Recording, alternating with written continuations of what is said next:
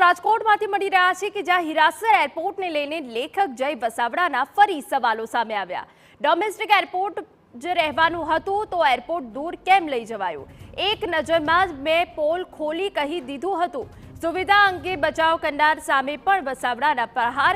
ભાજપના નેતા ભરત બોગરાએ એરપોર્ટની સુવિધાનો બચાવ કર્યો હતો। આ પહેલા પણ જય વસાવડાએ એરપોર્ટને લઈને ઊભા કર્યા હતા સવાલો। અમારા સંવાદદાતા મોહિત ભટ્ટ વધુ વિગત આપી રહ્યા છે। મોહિત, પૂરી વિગત।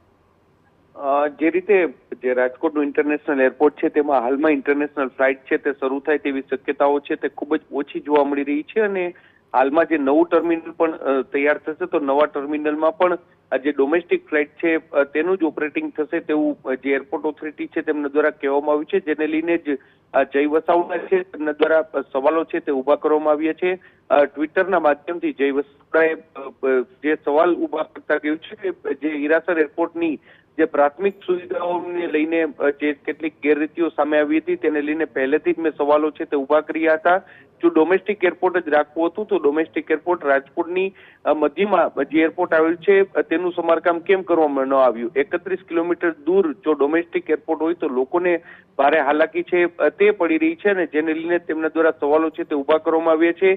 એક કટાક્ષ પણ તેમના દ્વારા કરવામાં આવ્યું છે જ્યારે તેમને એરપોર્ટની અસુવિધાને લઈને જે વિડીયો છે તે તૈયાર કર્યો હતો અને સવાલ ઉભા કર્યા હતા ત્યારે ભાજપના નેતા ભરત બોગરા છે તેમના દ્વારા આ વિડીયો બનાવી અને એરપોર્ટની જે સુવિધા છે તે પ્રાથમિક સુવિધાઓનું કહેવામાં આવ્યું હતું ત્યારે તેને લઈને પણ જય વસાવડા છે તેમના દ્વારા સવાલો ઉભા કરવામાં આવ્યા છે।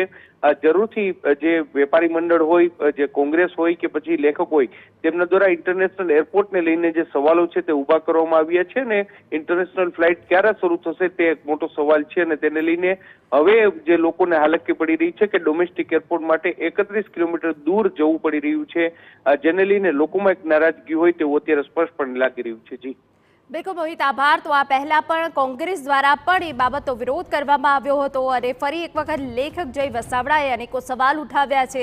ડોમેસ્ટિક એરપોર્ટ જ રહેવાનું હતું તો એરપોર્ટ દૂર કેમ લઈ જવાયું તેવો સવાલ કર્યો છે। એક નજરમાં જ મેં પોલ ખોલીને કહી દીધું હતું। આ પહેલા પણ તેમને એરપોર્ટની સુવિધાને લઈને અનેકો સવાલ ઉઠાવ્યા છે।